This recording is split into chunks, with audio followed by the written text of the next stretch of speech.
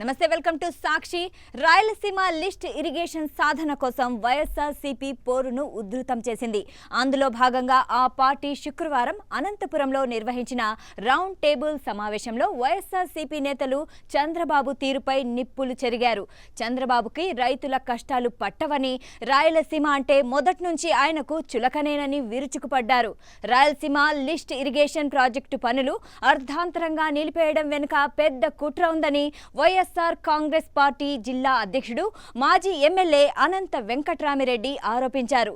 తాను చెబితేనే Chandrababu Rayalaseema lift irrigation project పనులు ఆపేశారని తెలంగాణ సీఎం రేవంత్ అంటున్నారు. రేవంత్ రెడ్డి వ్యాఖ్యలపై చంద్రబాబు ఎందుకు స్పందించలేదని ప్రశ్నించారు. మాజీ మంత్రి శైలజానాథ్ మాట్లాడుతూ రాయలసీమ లిస్ట్ ఇరిగేషన్ విషయంలో ముఖ్యమంత్రి చంద్రబాబు వైఖరి తొలి నుంచి అనుమానాస్పదంగా ఉందన్నారు. ఇది పూర్తయితేనే తెలంగాణ మాదిరి శ్రీశైలం నుంచి 800 అడుగుల్లో నీరు తీసుకోవచ్చని చెప్పారు. సీఎం రేవంత్ రెడ్డి వ్యాఖ్యలపై చంద్రబాబు ఎందుకు మౌనంగా ఉన్నారని మాజీ ఎమ్మెల్యే విశ్వేశ్వర రెడ్డి ప్రశ్నించారు. రాయలసీమ సాగు, తాగునీటి కష్టాలు తీర్చిన ఘనత వైఎస్ రాజశేఖర్ రెడ్డిదేదని ధర్మవరం మాజీ ఎమ్మెల్యే కేతిరెడ్డి వెంకట్రామిరెడ్డి అన్నారు. అదే స్ఫూర్తిని కొనసాగించేందుకే YS Jagan Rayalaseema lift irrigation project చేపట్టారని గుర్తు చేశారు. ఈ సమావేశంలో మాజీ మంత్రులు కాకాని గోవర్ధన్ రెడ్డి, మాజీ ఎమ్మెల్యే కేతిరెడ్డి పెద్దారెడ్డి, వై వెంకట్రామిరెడ్డి, మెట్టు గోవిందరెడ్డి, మాజీ ఎంపీలు తలారి రంగయ్య, గోరంట్ల మాధవ్, ఎమ్మెల్సీ మంగమ్మ తదితరులు పాల్గొన్నారు. ఇది మన జిల్లాకు మరీ ముఖ్యంగా కరువుకు నిలయమైన రాయలసీమ జిల్లాలకు సంబంధించిన సమస్య పైన మనం ఇక్కడ చర్చించడానికి, అంటే మన సమాలోచన చేయడానికి, సాగునీటి ప్రాజెక్టులపైన సమాలోచన చేయడానికి మనం ఇక్కడంతా కూడా సమావేశమైనాం. ముఖ్యంగా వైఎస్ఆర్ కాంగ్రెస్ పార్టీ శ్రేణులు ఈ రాయలసీమ జిల్లాలపైన ఎక్కువగా కూడా అభివృద్ధి పథంలో నడిపించాలనే వారందరూ కూడా, మన పార్టీ వారందరూ కూడా ఇక్కడ సమావేశమైనాం. ఎందుకంటే రాష్ట్రమంతా విడిపోయిన తర్వాత ఇప్పటికే 12 సంవత్సరాలు కూడా పూర్తి అయింది విడిపోయి. కానీ మనం అనుకున్నట్లుగా రాష్ట్రం అనేది కూడా అభివృద్ధి అయిన తర్వాత మన ప్రాంతం అనేది కూడా మరీ ముఖ్యంగా కరువుకు నిలమైన ఈ ప్రాంతం కరువు అనేది కూడా ఉంది. దాదాపుగా మన అందరికి కూడా నీటిని అందించేదందుకు, ఎందుకంటే మన పూర్వీకులందరూ కూడా స్వాతంత్రం రాక మునుపు నుంచి కూడా ఈ ప్రాంతం అంతా కూడా కరువు జిల్లాలు కూడా, కరువుకు నిలమైన ప్రాంతాలు కూడా. అంటే ఇక్కడ తాగడానికి నీళ్లు లేవు, అలాగే మన వ్యవసాయం చేసుకోవడానికి కూడా ఎక్కడ కానీ నీళ్లు లేని ప్రాంతం కూడా. ఈ ప్రాంతంలో ఉండే వారందరూ కూడా ఆకలి చావులు కావచ్చు, అంటే మనమే కాదు పశువులతో సహా కూడా. అలాగే వలసలు, చిన్న కూలి పని చేసుకోవడానికి కూడా సుదూరమైన ప్రాంతాలకు కూడా పోయేవారు. అందుకోసమే ఈ కరువు ప్రాంతాల నుంచి కూడా రక్షించుకోవాలని చెప్పేసి మన పూర్వీకులందరూ కూడా కృష్ణా జలాలు మళ్లించడమే దీనికి సరైన మార్గం అని చెప్పి పెద్ద ఎత్తున కూడా ఆందోళన కూడా చేసిన విషయం కూడా మనకందరికి కూడా తెలిసిన విషయమే. చాలా తక్కువ కాలంలోనే, రానున్న కాలంలో రాయలసీమ ప్రాంతం, ప్రత్యేకించి అనంతపురం జిల్లా, ఉమ్మడి అనంతపురం జిల్లా, అట్లాగే ఆంధ్రప్రదేశ్ రాష్ట్రంలోని ఉత్తరాంధ్ర ప్రాంతాలు మొత్తం తాగునీటికి, సాగునీటికి కటకటమని ఏడ్చే కాలం మరీ వస్తూ ఉంది. రాజశేఖర్ రెడ్డి గారి యొక్క దృష్టితో ఎన్నో కొన్ని నీళ్లు ఈ ప్రాంతాల్లో ఈ రోజున పారుతూ ఉన్నాయి. లక్షలాది ఎకరాలు సంవత్సరానికి ఒక పంటో, 2 సంవత్సరాలకు ఒక పంటో వేసుకుంటూ ఉన్నాయి. బోర్లలో నీళ్లు ఉండి ఆ విధంగా కూడా హార్టికల్చర్లో బతుకుతూ ఉన్నాయి. కానీ ఈ రోజున ఇవన్నీ కూడా గత చరిత్ర ఆనవాళ్ళుగా, గతంలో ఇట్లా ఉండేది అని చెప్పుకుంటుంటే పెద్దవాళ్ళు, ఆ విధంగా మారిపోయే కాలం వచ్చింది. ఈ మొత్తం ప్రాంతాలన్నీ కూడా అనంతపురం, ఉమ్మడి అనంతపురం, కర్నూలు, కడప, చిత్తూరు, నెల్లూరు, ఒంగోలు జిల్లాలు, ఇవన్నీ కూడా కృష్ణ నీళ్ల మీద ఆధారపడి ఉన్న జిల్లాలు మాత్రమే. పెన్న ఉంటే ఉండినట్లే. తుంగభద్ర కృష్ణకి ఉపనదే, అంటే మొత్తం మీద కృష్ణ నీళ్ళ మీదే ఆధారపడి ఉన్నాం, శ్రీశైలం డ్యామ్ మీద ఆధారపడి ఉన్న విషయాన్ని అందరం గుర్తుపెట్టుకొని ముందుకు కదలాల్సిన కాలం వచ్చింది. ఇప్పటికే నీళ్ళ కటకట్లాడుతూ ఉన్నాం. ఇంకా వేసవి వచ్చి నెల కూడా కాకముందే చాలా ప్రాంతాల్లో బోర్లు ఎండిపోతా ఉన్నాయని మాట్లాడుతూ ఉన్నారు, చెట్లు ఎండిపోతా ఉన్నాయని మాట్లాడుతూ ఉన్నారు. హంద్రీనీవా నుంచి మేము 10 టీఎంసీల నీళ్లు కొట్టినామని చెప్పినప్పటికీ కూడా నీళ్లు దొరకని పరిస్థితుల్లో చూస్తూ ఉన్నాం. రేపొద్దున ఈ చంద్రబాబు నాయుడు గారి పరిపాలన వల్ల అతను వ్యవసాయ రంగానికి వ్యతిరేకంగా ఉన్న మానసిక పరిస్థితి వల్ల మనకు అన్యాయం జరగబోతా ఉంది. కృష్ణకు నీళ్లు రావడం తగ్గిపోతూ ఉన్నాయి. మన భాగానికి మరింతగా రాకుండా పోయే అవకాశం ఉంది. తెచ్చుకునే సామర్థ్యాన్ని పెంచుకుంటామంటే ఒప్పుకోరు. ఏం చేయాలి? ఇంకా ఈ రోజున రాయలసీమ ఎత్తిపోతల పథకం అన్నది రాయలసీమ ప్రాంతంలో ఉన్న అన్ని జిల్లాలకు కూడా ఉపయోగపడే ప్రాజెక్ట్. అది ప్రాణాన్ని నిలుపుతుంది. రాయలసీమ ఎత్తిపోతల పథకాన్ని ఆపడం అంటే రాయలసీమ యావత్తుకు ఇట్లా గ్రేటర్ రాయలసీమ జిల్లాలకు మరణ శాసనాన్ని, మరణ శిక్షను వేయడం తప్ప ఇంకోటి కాదు. బాబు గారు గుర్తుపెట్టుకోమని అడుగుతా ఉన్నాం, ఆలోచించమని కోరుతా ఉన్నాం. మొత్తం కొత్తగా నీళ్ళేం తీసుకోవడంలే, ఆల్రెడీ మనకి ఇచ్చిన 101 టీఎంసీల నీళ్ళు ఈ రోజున ఉన్న ప్రాజెక్టులకి సక్రమంగా అందించడం కోసం. ఆగిపోయిన రోజు నుంచి ఇప్పటికి 1.5 సంవత్సరం అయింది. మీరు ఏమన్నా కోర్టులో ఏమన్నా వాదిస్తూ ఉన్నారా? ఇది డ్రింకింగ్ వాటర్ ప్రాజెక్ట్ కోసమే అని చెప్పి మాట్లాడుతూ ఉన్నారా? ఇది ఇప్పటికే ఉన్నటువంటి ఆయకట్టును స్టెబిలైజ్ చేయడానికి మాత్రమే ఎక్కడైనా వాదిస్తూ ఉన్నారా? ఈరోజు ట్రిపుల్ ఇంజన్ సర్కార్ అంటున్నారు, కేంద్రం మాదే అంటున్నారు. అమరావతి కోసం అంత తీర్మానాలు చేయించిన మీకు ఎస్జిటి పర్మిషన్స్ తేలేరా మీరు అని చెప్పి అడుగుతా ఉన్నాం. అదేవిధంగా ఎక్స్పర్ట్ అప్రైజల్ కమిటీ వచ్చినప్పుడు కనీసం మాట్లాడడానికి కూడా పోరా మీరు? మీకు అమరావతి తప్ప రాయలసీమ పట్టలేదా? ఇక్కడున్న ప్రాజెక్ట్స్ పట్టలేదా? మా పిఏబిఆర్ ప్రాజెక్ట్ 5 టీఎంసీలు కూడా పట్టనటువంటి పరిస్థితి ఉంది. దాన్ని 10 టీఎంసీలకు పెంచాల్సినటువంటి బాధ్యత గుర్తు రావడం లేదా? లేకపోతే ఈ ప్రాజెక్టులన్నీ కూడా రాయలసీమ ప్రాంతంలో ఉన్నటువంటి ప్రాజెక్టులన్నీ కూడా అనేక దశాబ్దాలుగా నినదిస్తూ ఉన్నారు. గుండ్రేవులు కానీ, సిద్ధేశ్వరం, ఇంకా అనేక ప్రాజెక్టులు ఉన్నాయి. వాటన్నిటి గురించి ఒక్క నిమిషమైనా ఈ ప్రభుత్వం ఆలోచిస్తూ ఉందా? ఈ సంవత్సరాల కాలం పూర్తి అయింది. అమరావతి తప్ప ఈ రాష్ట్రంలో ప్రజల సమస్యలే చర్చించడం లేదు. అందుకనే మనమందరం కూడా రాబోయే కాలంలో పార్టీ తీసుకునే నిర్ణయానికి మనమందరం కూడా సంసిద్ధమై ఈ రాయలసీమ ప్రాజెక్టుల కోసం గ్రేట్ రాయలసీమ, నెల్లూరు, ప్రకాశం జిల్లాలు కూడా ఎంతో అఫెక్ట్ అవుతున్నాయి. వీటి వల్ల అందరం కలిసి రాబోయే కాలంలో బ్రహ్మాండమైనటువంటి ఉద్యమాన్ని తీసుకురావాలని చెప్పి దానికి మనమందరం కూడా కలిసి పనిచేయాలని రేపు ఎల్లినోనే వస్తే ఏం మన పరిస్థితి? ఈరోజు 74 టీఎంసీ చూపెట్టిపోతున్నాడు Chandrababu garu. Underground water పెరిగిందంటారు, హార్టికల్చర్ హబ్ చేస్తామంటున్నాడు. ఈ మాటలకన్నింటి కూడా మోసపోకుండా మనమంతా కూడా పోరాటాల బాట పట్టాలని చెప్పి మీకందరికి కూడా వినయపూర్వకంగా విజ్ఞప్తి చేస్తూ పార్టీ తీసుకున్నటువంటి ఈ పోరాట కార్యక్రమానికి సంపూర్ణమైనటువంటి మద్దతును మనమంతా తెలియజేయాలని చెప్పి కోరుకుంటూ నాకు ఈ అవకాశాన్ని ఇచ్చినందుకు ధన్యవాదాలు తెలియజేస్తూ ముగిస్తూ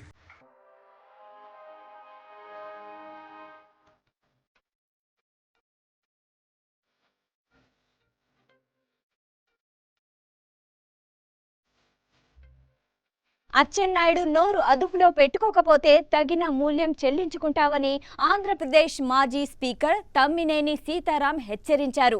మహానేతపై ఇలాంటి దిగజారుడు వ్యాఖ్యలు చేయడానికి సిగ్గుండాలని మండిపడ్డారు. మాజీ ముఖ్యమంత్రి జగన్మోహన్ రెడ్డి గురించి మాట్లాడే స్థాయి నీకు లేదని అన్నారు. మరోసారి ఇలాంటివి చేస్తే పరిణామాలు తీవ్రంగా ఉంటాయని హెచ్చరించారు. అసలు మీ అన్న ఎర్రన్నాయుడు మరణం వెనుక నీ హస్తం ఉందనేది జిల్లాలో అందరికీ తెలుసన్నారు. దివంగత ముఖ్యమంత్రి వైఎస్ రాజశేఖర్ రెడ్డి మంత్రి అచ్చెన్నాయుడు చేసిన దిగజారుడు వ్యాఖ్యలు మనం చూశాం.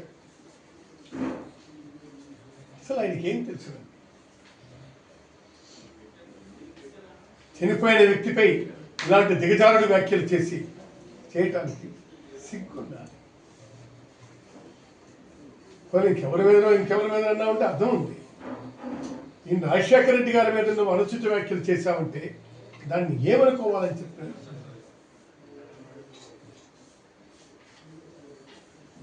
ఆయన రాజకీయ ఉనికిని కాపాడుకోవడానికి ఇలాంటి దిగజారుడు వ్యాఖ్యలు అవసరమా?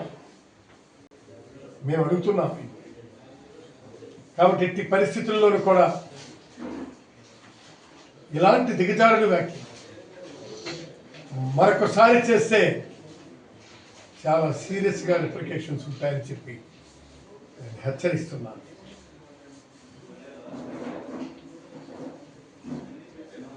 ఎర్రన్నాయుడు మరణంతో నీ హస్తం లేదా?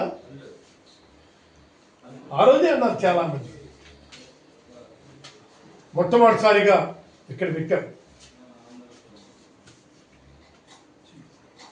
ఆయనకి బాంబు పేలి చావు తప్పి కన్నులు అట్టుపోయినట్టు సింగుపురం దగ్గర మీరు చేసినటువంటి ప్రయత్నం ఎవరికి తెలియదు. ఆ ప్రయత్నంతోనే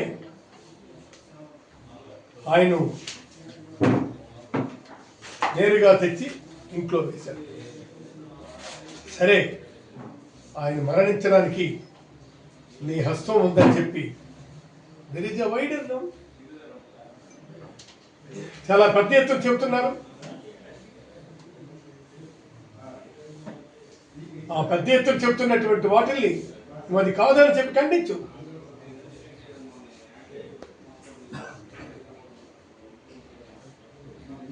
తర్వాత నువ్వు వైజాగ్ నుంచి వస్తున్నటువంటి మీకు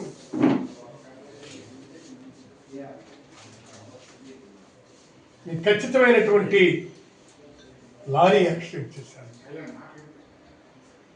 ఆ యాక్సిడెంట్లో మీ అన్నయ్య గారు చనిపోయారు.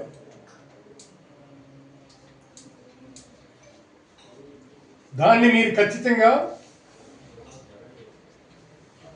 నేను అంగీకరించాను.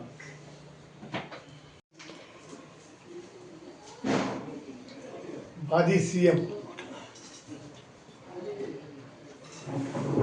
మహానేత వైఎస్ రాజశేఖర రెడ్డి గారి పాదయాత్ర ప్రారంభించి సరిగ్గా 23 సంవత్సరాలు పూర్తి చేసుకున్నారు. ఈ సందర్భంగా ఆయన స్మృతుల్ని గుర్తు చేసుకుంటున్నాము.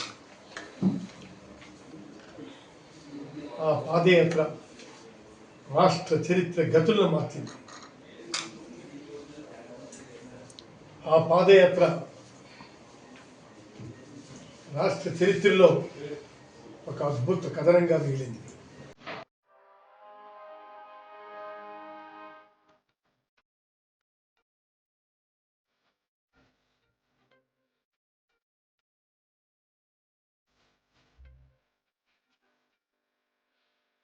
మావిగన్ పేరు వింటేనే చంద్రబాబు భయపడుతున్నారని, మావిగన్ నినాదం ఆయనకు తగలాల్సిన చోట తగిలిందని వైఎస్ఆర్సీపీ నేత సజ్జల రామకృష్ణారెడ్డి అన్నారు.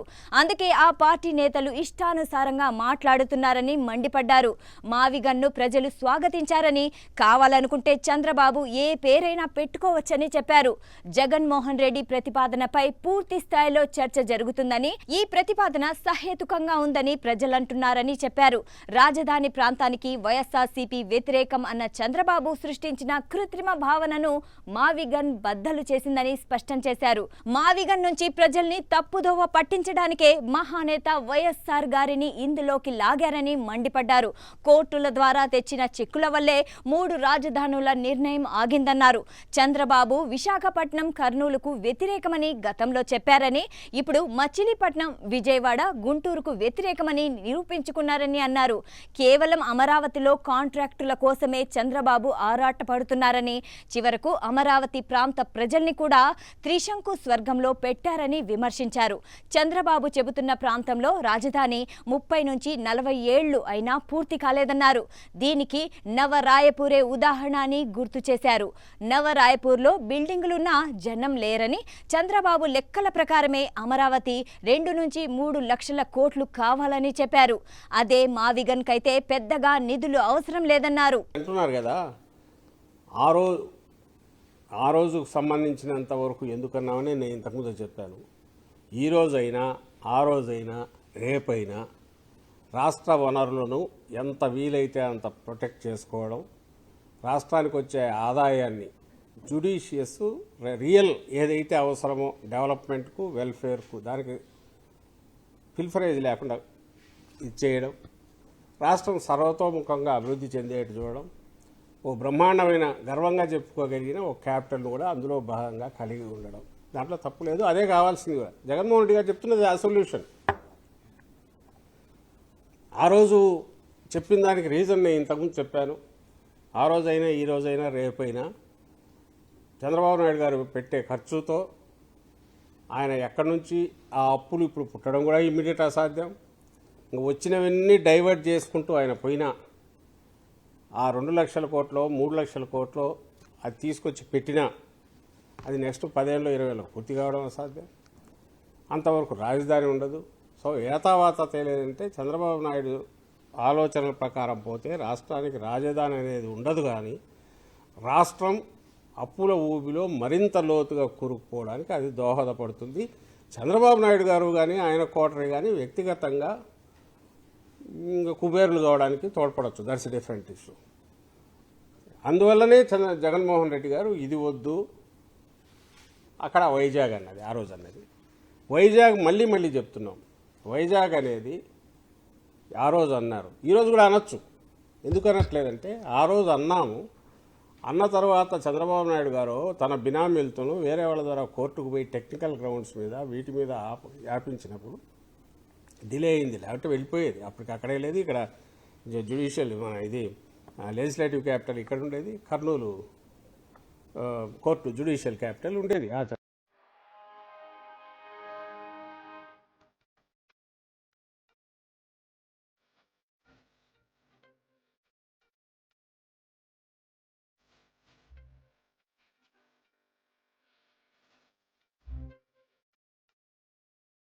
పవన్ కళ్యాణ్, షర్మిల, రాధాకృష్ణ చంద్రబాబుకు బ్రోకర్లుగా పనిచేస్తున్నారని ప్రొద్దుటూరు మాజీ ఎమ్మెల్యే రాచమల్లు విరుచుకుపడ్డారు.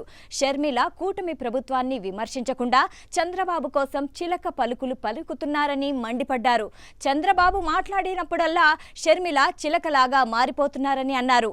రాధాకృష్ణ రోత పలుకులు పలుకుతూ ఉంటే పవన్ కళ్యాణ్ ప్యాకేజీ పలుకులు పలుకుతున్నారని విమర్శించారు. 2029లో తాము అధికారంలోకి వచ్చాక ఏపీలో ఆంధ్రజ్యోతి పేపర్, ఏబిఎన్ ఛానల్ ఉంటుందో ఉండదో చూసుకో అని వార్నింగ్ ఇచ్చారు. అమరావతి రాజధానిపై షర్మిల స్టాండ్ ఏంటో చెప్పాలని డిమాండ్ చేశారు. అమరావతిలో రాజధాని నిర్మాణం చేపట్టడం సబబు కాదా?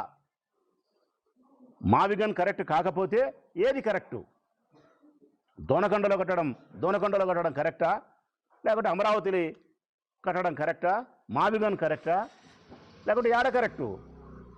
మీరంతా హైదరాబాద్లో ఉంటారు కాబట్టి చంద్రబాబు నాయుడు, పవన్ కళ్యాణ్, షర్మిలమ్మ, ఏబిఎన్, ఆంధ్రజ్యోతి అందరు మీరు హైదరాబాద్లో నివాసం ఉంటారు కాబట్టి హైదరాబాద్లో కట్టుకున్నాం ఆ రాజధాని. అది ఇంకా బాగుంటుంది చూడండి.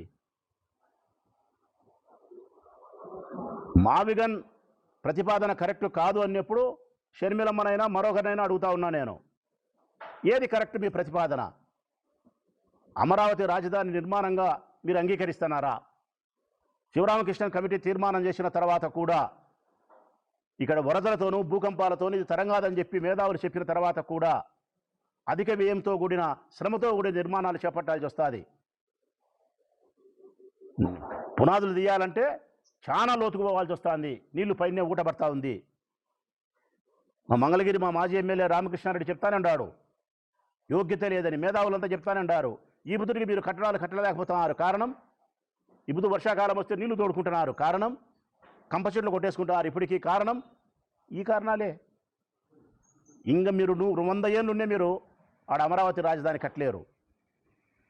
మరి ఇవన్నీ తెలిసి షర్మిలమ్మ ఏ విధంగా మాట్లాడుతుంది? జోకర్ అని మావిగన్ ప్రతిపాదన మీకు తప్ప అందరికీ నచ్చుతూ ఉంది.